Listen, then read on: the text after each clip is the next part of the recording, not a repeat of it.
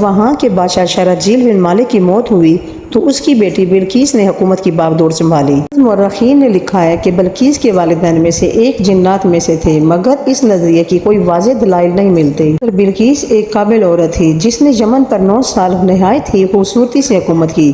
دنیا کے بیشتر علاقوں میں جو تجارت ہوتی تھی وہ سبائیوں کے ہاتھ میں تھی۔ یہی وجہ تھی کہ یہ قوم نہایت ہی دولت مند تھی، مگر یہ وہ زمانہ تھا جب مشرق سے مغرب تک ایک عظیم موحد بادشاہ کی طاقتور حکومت اور جوہر جلال کا ڈنکا بجتا تھا۔ اسے تاریخ میں سلیمان ابن داؤد کے نام سے جانا جاتا ہے۔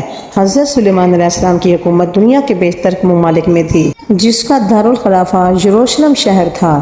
آپ و ہوا، جنات، چرند و پرند اور جانوروں پر حکمرانی عطا کی گئی تھی۔